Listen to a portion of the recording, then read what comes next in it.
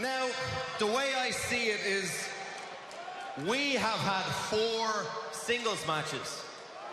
You've won 2, and I've won 2. So that makes us even, right?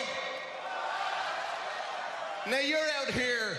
Hey, now, I've got The Miz at Backlash this Sunday for the IC title. But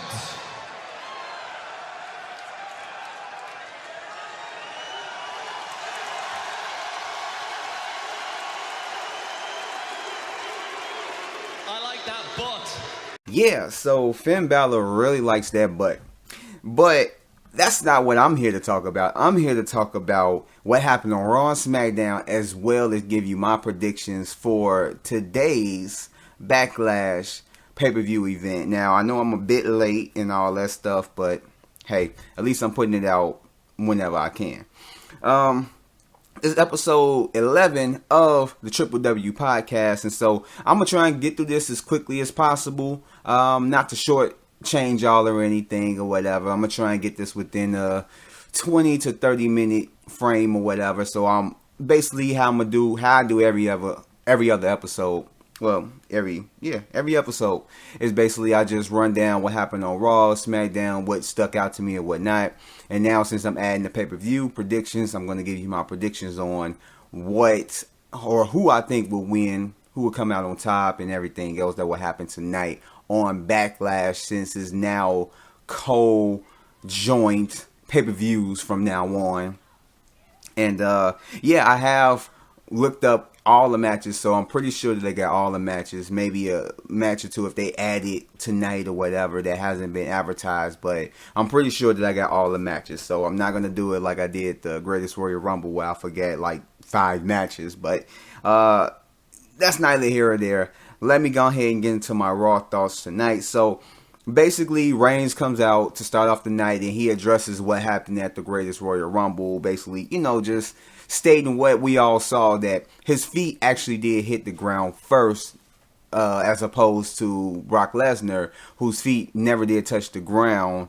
His feet didn't touch the ground before Roman Reigns, but even though he got out of the ring before Roman Reigns, so I don't know. It's kind of like a little bit controversy just to how things planned out on there. So he comes out and basically talk about that. Then Mahal comes out, and then we got Sami Zayn come out first.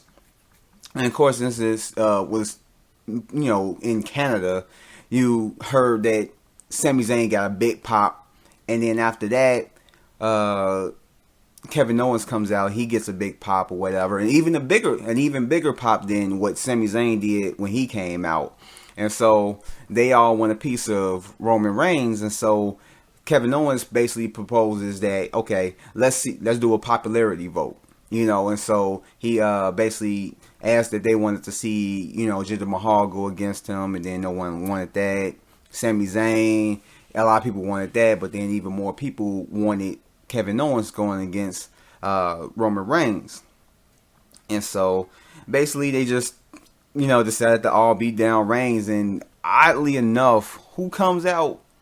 Braun Strowman, which it makes sense in storyline, but it doesn't make sense in storyline, only for the simple fact that the reason that it makes sense is that Strowman has kind of like I guess you could say a small rivalry. I mean, since now they have a match tonight, that they have a kind of a rivalry with Zayn and Owens, so it would make sense for him to come out. But then you gotta think about Braun Strowman. One of the biggest things in his career, ever since being in WWE, is just his rivalry with Roman Reigns, and that hadn't ended off with like them being best friends or anything like that, but it just kind of ended. So it was kind of odd to see him come out, help Roman Reigns, but I guess they have a common enemy. I'm about to say enemy. They have a common enemy. Oh my God, I corrected myself. They have a common enemy. There we go. They have a common enemy within Zayn and Owens or whatever. And so it makes sense. But, it's WWE, so they're going to do whatever the hell they want to do, whether it makes sense or not. So yeah, and then after that we got Bob. Hold on, no. I got it twisted. Lashley comes out at first. You see, I'm catching myself. So Lashley comes out at first, but even still, Braun Strowman still comes out, and so it's a match made on for later on, which is Zayn, Owens, and Mahal versus Strowman, Lashley, and Reigns, and basically, that's. I mean, you could kind of get how it was gonna pan out. You kind of get that. So in that match, just to get to it, it's like you could tell that like. The fan favorites was on. Oh my gosh, I cannot talk right now. Was Sammy and Kevin Owens because they're a big pop because they're from Canada. They from Canada, they're from Canada, and it's like they had like a big pop whenever they was in the ring. Like the fans were popping for them, and they really wanted them to win, and just basically kind of. The thing that's been going on for like the past years or so. I mean, not really with everybody, but with majority of everybody. If you're in your hometown, you're not going to win. Usually it would be like if it's your hometown, you're going to win because, you're a fan favorite there and they want people to pop and all that stuff. But for some reason, WWE been having it to where like if it's your hometown, more than likely you're not going to come out on top. You might have like one or two people that may end up coming out on top in their hometown, which I think the last one was Bailey. I believe the last one was Bailey. But other than that, if you're in your hometown, you're not going to win. And this is another, this is evidence to that. There's another example because Kevin Owens, I mean, it's not their hometown, but it's Canada. So if they're living like 2 towns away from the town that they're in, but they are Canadian, they're still going to get a bigger pop than a Strowman or Lashley or anybody else. I mean, if it's like a true fan favorite like Daniel Bryan or something like that, then okay, cool, whatever. But when it comes to like a heel that normally gets booed in any other state, if they come to their hometown, they're going to get cheered, so it's like they wanted like Owens and Zayn to win, and Mahal he's from Canada, but he's built to be Indian and and stuff like that. So they don't really publicize that part of him. So I can, and plus not too many people are in favor of Jinder Mahal. So I mean, I can see that they not really like giving him cheers because of that. But I feel like if he was really built from Canada, but it showed that he does have strong roots to his Indian brethren. And, just he represents India as well as Canada because he has family from there, blah, blah. I feel like if they would have accentuated the Canada aspect, then that probably would have been cool. But because of money and subscriptions and all that stuff, they're not going to, build him from Canada. They want to have him in the Indian market. They want more money out there. And so one way to do that is to have a wrestler that is of Indian descent and basically market him as WWE champion. That's why he was WWE champion for as long as he was, because they wanted that market and that money. But as we all kind of like, basically all we would guess, Zayn and Owens and Mahal all lose to Lashley, Strowman, and Reigns. And yeah, that's basically what it was. Elias takes on basically I'm reading my notes. So yeah, like Elias went 1-on-1 with Bobby Roode, and Elias came out on top due to him running Bobby Roode's neck into the ring post. And so after that, he couldn't continue because he was hurting too bad or whatnot. And so Elias grabs the mic and says that he's the winner and blah, blah, blah. And then moving on to the next one, we got Balor. Yeah, as you heard at the beginning of this podcast, Balor he likes Rollins' butt. It may not be the butt that we're talking about, but he likes that butt though. And it's kind of weird because he's kind of like the I ain't gonna say poster child. I would say that's the wrong word or the wrong phrase to use. I guess you could say the wrong word to use for him. But he's kind of like advertisement for gays, even though he's not gay. You know, in his shirt, you know, the color span of the Balor Club symbol is you know, the gay colors, the LGBT. Yeah, LGBT, I think that's what it is. And so for him to say I like that, but I think they kind of like sneakily put that up in there. So just as of like, okay, yeah, Finn Balor, he's representing the gays even though he's not gay. And you know, he likes Rollins's butt. But anyway, I didn't say I wasn't gonna talk. That's what I wasn't gonna talk about today. But okay, so moving along, because we like really far into this podcast. Balor and them have a face to face, but then you get Kurt Axel. We have Kurt Axel and Bo Dallas come out, and they tell them that they made a mistake of coming to them separate. You know, trying to, you know, form a group or whatever, or find a leader, that they should have just basically went to both of them at the same time. So they bust out the shirt with all four of their faces, and it says, look how many there are. It's 1, 2, 3, 4. We could be the new 4 horsemen.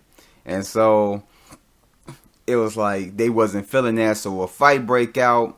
And then after basically Dallas and Axel get knocked out the ring, Balor takes advantage and he does the sling blade to Seth Rollins, laying him out, holding up his championship after that. And so basically they get put into the main event. What I put it? Oh, no. Okay. Yeah, they get basically put into the main event for the IC title. So that's basically what it was. And just speaking on that match, it was a good match. Rollins and Finn are two of alike, and when you look at them, you would think that like they would make a good matchup.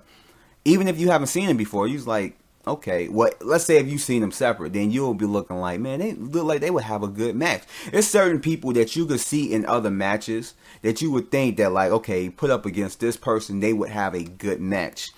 So I mean, they didn't disappoint. I liked it. It was a back and forth. It was a good little match. Rollins did a superplex to Balor off the top rope, and that was actually pretty decent.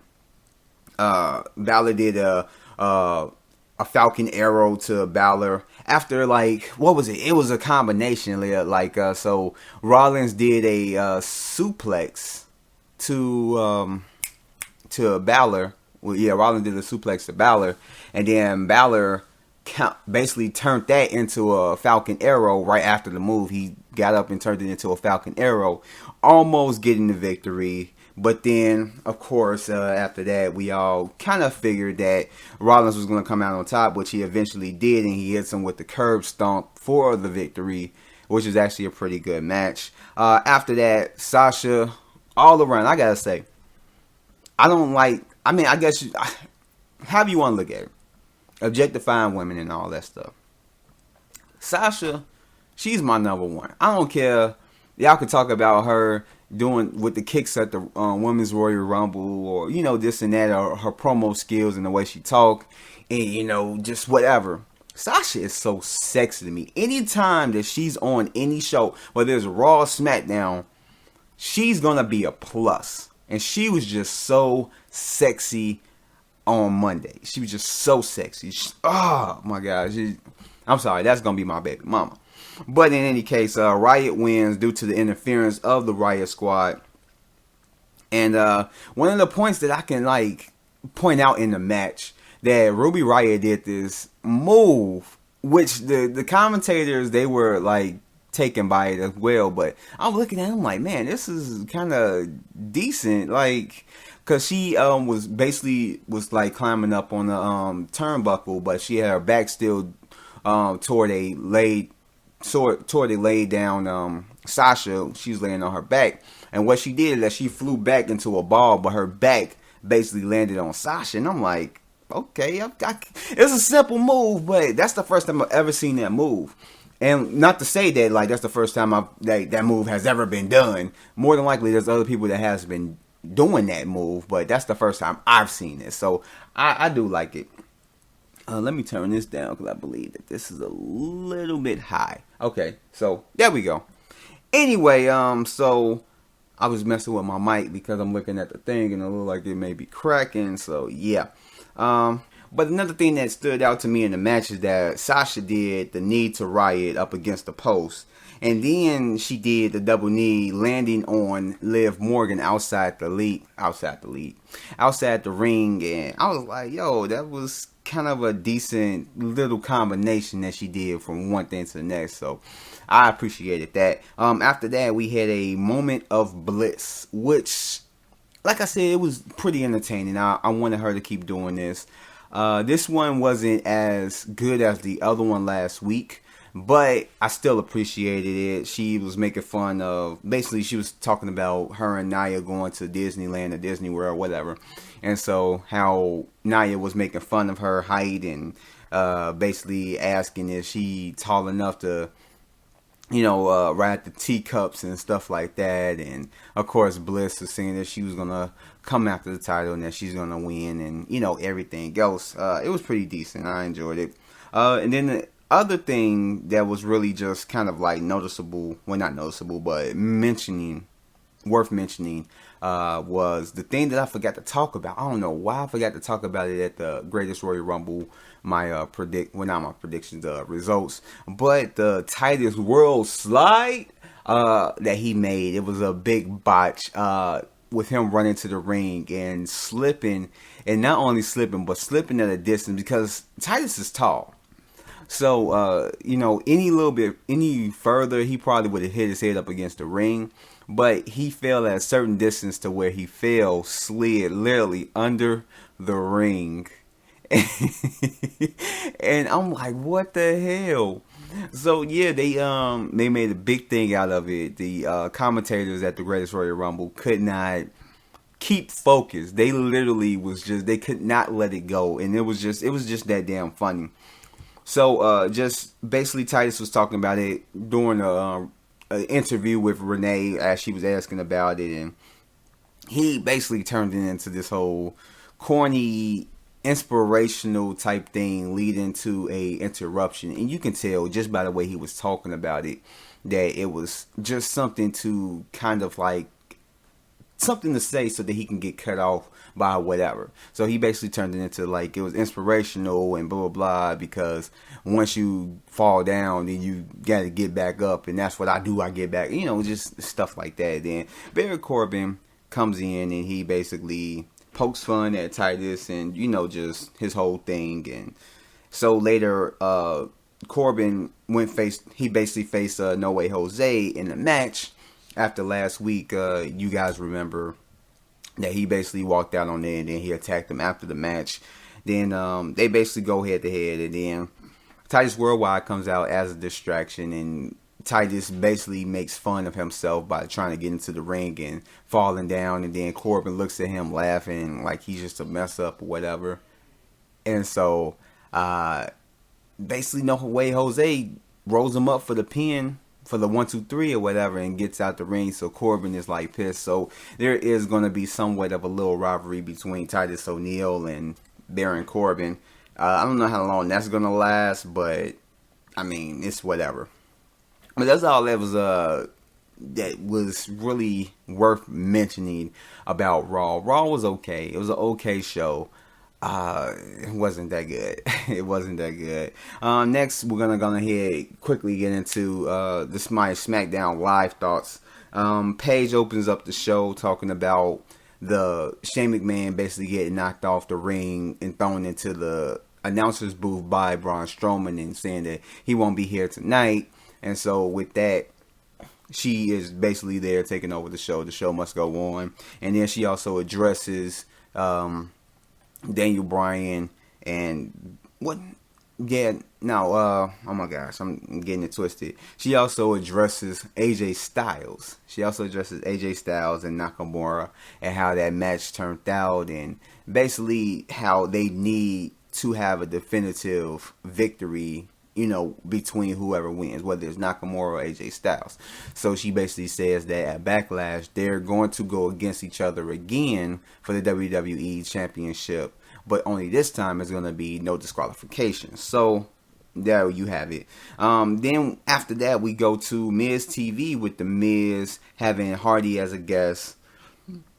And basically he tries to throw a little bit of he instigates into Hardy and Orton, basically trying to turn them against each other, and you know how the Miz is with that whole thing, and he basically, after that, he talks down to Hardy, but then he calls out Randy Orton, and basically trying, pit Randy Orton against Hardy by saying that, like, you should be mad that Hardy cut you off and blah, blah, blah. And then it kind of backfires on him when Orton tells him that it's not that big of a deal. He's not mad at all. And so after that, it's a kind of like a little bit back and forth between Orton and Hardy. And so they basically are just talking smack because they have a match tonight. And then after that, we got Benjamin comes out and he aiming all of his frustration at Randy Orton, telling him that he shouldn't have a victory because he beat him last week, so it should be him in place of Orton going at Jeff Hardy for the United States Championship. And then a fight breaks out amongst the four, which sets up a match right after the commercial with Randy Orton, Jeff Hardy versus The Miz and Shelton Benjamin, in which Orton and Hardy win, and which after that, Orton hits Jeff Hardy with the RKO out of nowhere, basically letting him know that he's coming for that title come Backlash, and basically, you gonna catch an RKO out of nowhere. So yeah, I mean that match should be interesting. It should be interesting. Randy Orton hasn't really been exciting lately, and even though he's still my guy, he hasn't really been exciting. But hopefully, this Sunday they have a good match. So I'm looking forward to it. Next we have an interview with the Iconics, which when it first came out during the Superstars shakeup, and basically they were mocking Charlotte and everything. I was like, that was cool, whatever. But now it seemed like a little shtick that they're going to be doing every week. And even though Peyton Royce is sexy as hell, it's starting to get kind of old really quick with their whole mocking and all this stuff. And they did it this week with Renee Young, and it was just like, okay, now it's starting to get, overbearing. It's like, that was cool when you have a good person to mock, because the way they mocked Charlotte, it kind of sounded like her. But now this week it's like, okay, now you're just sounding like 5-year-olds teasing another 5-year-old, like, I'm this person. It's just like, no. It's just, no, they need to do something else. In which, basically, because of last week, it leads into a match with them, which actually was the main event, with the Iconics versus Carmella. Iconics and Carmella versus Becky Lynch, Asuka, and Charlotte Flair, in which basically Becky Lynch, Asuka, and Charlotte Flair ends up taking the victory at the end. It was a decent match. The Bar basically met up with the New Day backstage, and they had like a little segment or whatever. And so pancakes were brought in, some baby oil, and Big E rubbing his chest with the baby oil. But in any case, so in between that, after all that, Sheamus basically says that he wants to go at one of the New Day, and so Big E instantly thinks that it's him, gets in his face, and then Sheamus says that it's not him, and then Big E backs off. And he tells him that, he tells them that he wants to go against Xavier. So Xavier basically gets in his face and tells him that his soul is his. So he turns it to Shang Tsung. Yeah, he turns it to Shang Tsung. And so that basically brings us to the match of Sheamus and Xavier Woods, which Xavier ends up pulling off the victory with a roll-up pin because of distraction outside. Because of Cesaro trying to interfere in the match, Big E trying to stop him, but then ends up getting laid out by Cesaro, and then what's his name, Kofi ends up trying to take out Cesaro, but ends up like missing, and then Xavier takes him out, and basically it ends up in a roll up with Xavier winning, which I didn't really care too much for. And then we have a segment after that of a backstage thing with Rusev and Aiden English basically warming up, trying to Aiden English is letting Rusev know about the new Rusev Day song or whatever, And so before he could even start singing, Lana comes in the picture. Everyone loves that. And then Lana wants to speak with Rusev in private. And so she basically alludes, which we all know, is basically letting him know that, you know, something is holding him back. And she's basically, you know, kind of alluding that it's Aiden English. But Rusev is not really kind of getting it right then and there. So I don't know, like it seems like WWE is trying to go against everybody. What we like, it's like WWE is kind of like the parent, you know. It's like they know what we like, even if we don't know it.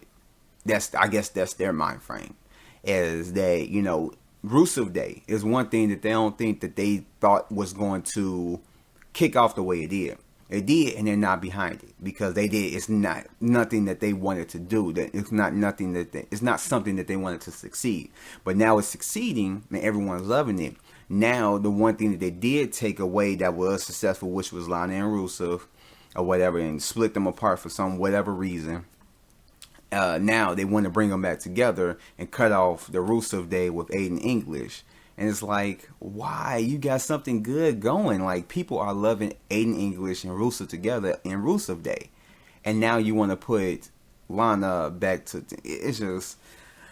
I don't know what WWE is doing. I really don't. I don't know how this is going to play out, but it's whatever. After that, we got Big Cass comes out and he's venting all his frustration about Enzo into... Daniel Bryan, basically talking about the little man, and you know, it's bigger than him, and but it shouldn't be that way. That might is right, and you know, it's just I don't know. it was okay. I mean, you could tell that he's trying to do something with his talking skills.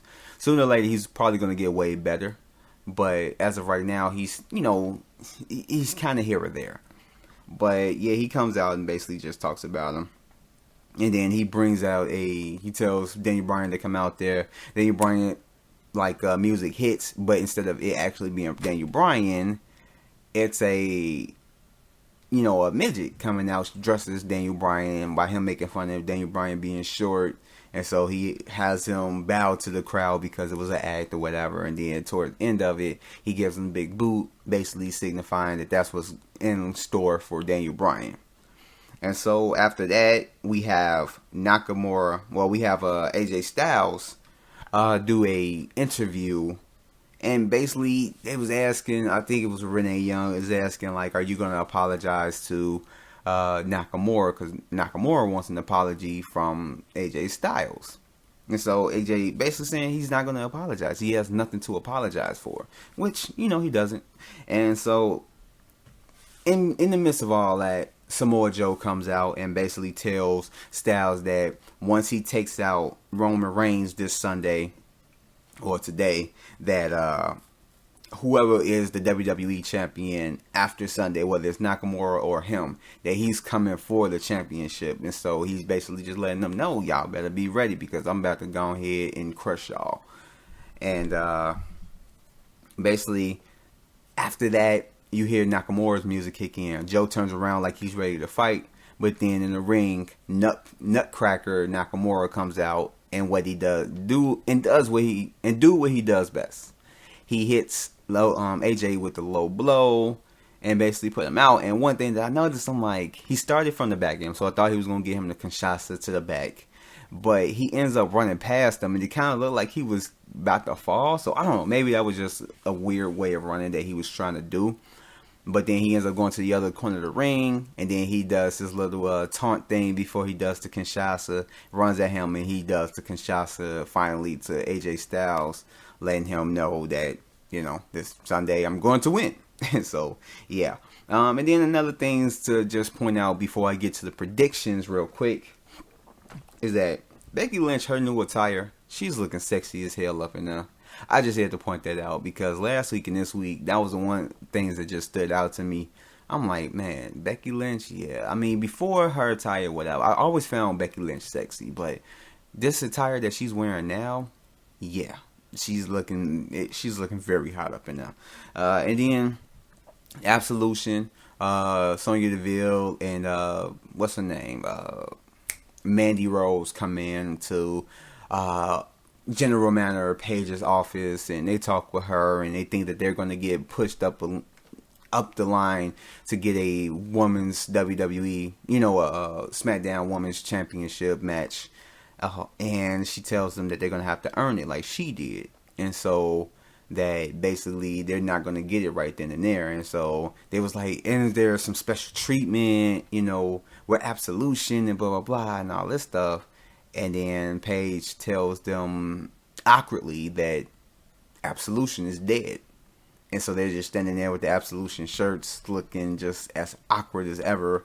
But that's neither here or there. And so that ends my thoughts for SmackDown. SmackDown was better than Raw this week, I felt. They had a little bit more going for it, a little bit more to point out or whatever, but I enjoyed SmackDown more than I did Raw. And so that brings me to the end of this podcast, which I will wrap this up with the Backlash predictions. And I will give you basically my thoughts and just, of course, what predictions are. So, let me go ahead and get into it. So, the first, and this is not in order. I'm just putting them whatever. But, Bayley versus Ruby Riott. I guess that's on the pre-show or whatever. I think that Bayley is going to take it. I think that Bayley is going to end up winning. And I believe that because it's this whole thing between her and Sasha. And it's like a competition that Sasha says that she can beat Bayley, and Bayley says that she can beat Sasha. And since Sasha lost to Ruby Riott what was it? I think it was last week. Yeah, she lost to Ruby Riott last week. That I think that she feels like, if she beats Ruby Riott, then more than likely I did something that you wasn't able to do. So it's still that little competition going on. So I think Bayley is going to come out the winner. Big Cass versus Daniel Bryan. I want to say that Big Cass is going to win, but I think that Daniel Bryan is going to win. If Big Cass wins, it's probably because of like something. Just he basically cheats, basically. But I think Daniel Bryan is going to come out the winner, and I think the next time they go against each other, Big Cass is going to win. But that's just my prediction. Next, we have Nia Jax versus Alexa Bliss for the Raw Women's Championship, which is held by Nia Jax. Nia Jax is going to retain. I don't think that they're going to take it off of her this quickly. I feel like they're going to keep it on her a little bit longer. I say at least until maybe a show. What's the show up in? I think up in July. I think that's Money in the Bank. I believe that's Money in the Bank, but I believe that they're going to keep it on her there. I believe they're going to keep it on her until then, or they're going to hold it off and keep it on her until SummerSlam. But I know that they're going to have some type of long run for Nia Jax. Maybe her and, I ain't going to say her and Ronda, but I don't know, maybe I don't know. But anyway, I think Nia Jax is going to retain. Randy Orton versus Jeff Hardy for the United States Championship, which is held by Jeff Hardy. Jeff Hardy is going to win. I don't see Randy Orton coming out. They just put the title on Jeff Hardy, so I don't see him losing anytime soon, or at least right now, to Randy Orton. Even though Randy Orton, my guy, like I said, I don't think that he's going to be losing it to him, especially right now. Samoa Joe versus Roman Reigns. As much as I want Samoa Joe to win, I think Reigns needs a victory. I mean, because he's then lost at WrestleMania. He's lost at the Greatest Royal Rumble. Back-to-back against Brock Lesnar. So, I think he's going to need some type of victory. I'll be surprised if he didn't lose. I'll be surprised if he did lose. I'm tweaking. I'll be surprised if he did lose. But I think that Reigns is coming out the victor. After that, we got Charlotte versus Carmella for the SmackDown Women's Championship. And I think Carmella is going to win. They're going to keep it on her for a little bit longer. But I think that she's not going to win clean. There's a possibility that she is really just going to come out and basically have like an interference to where she ends up retaining. More than likely, the Iconics are going to come out and interfere and then she's gonna take the victory, or she may basically leave the ring and get counted out just to keep the championship. So I believe that may have a possibility of happening. That may be a possibility of happening. Owens and Zayn versus Strowman and Lashley. On paper, you would think that Strowman and Lashley will win. I believe that Zayn and Owens are going to win. I feel that. I feel like they're going to need to push this rivalry. If they're going to push it a little bit longer, then they're going to need to push it a little bit longer. The only way to do it is to have Owens and Zayn win. And I think that this is going to be the night where they do win. Maybe it will be something to where they cheat, or they end up really just lucking out and capitalizing on a distraction, or just something to where they end up coming out on top. So I believe that Owens and Zayn are going to win. Next, we have The Miz versus Seth Rollins for the IC title, which is held by Seth Rollins. And it's not going anywhere. We're going to have the United States Championship on SmackDown. And I will be so surprised. I will be so surprised if The Miz ends up winning. I will be so surprised, because then it's like, what do they do from there? Does that mean that it goes to SmackDown, or does that mean that, The Miz goes back to Raw, because that's a Raw title, at least for right now? I don't know, but I believe that Rollins is going to retain, and that's basically all that needs to be said, and that gives room for Miz to possibly go at the WWE Championship sometime within the next few months. And then the last match, which is more than likely the main event, is AJ Styles versus Shinsuke Nakamura for the WWE Championship. And like I stated before, that Paige had made it to be a no disqualification because Nutcracker Nakamura likes to go after them nuts, whoa, that was kind of okay. So we got Finn Balor liking Rollins' butt, and then we got Nakamura like in AJ Styles nuts. They're really trying to appeal to the gay community, aren't they? But in any case, Styles is going to retain. Styles is going to retain. I would be surprised if Nakamura won, but I think Styles is really going to retain. I don't think they're going to take it off of him. But I mean, if they did take it off of him, it'll probably, right now will probably be a good time. Right now will probably be a good time. But I think that right now, Styles is going to retain. Now, I possibly could be wrong. more than likely, I'm wrong. But I think that Styles is going to retain. I really do.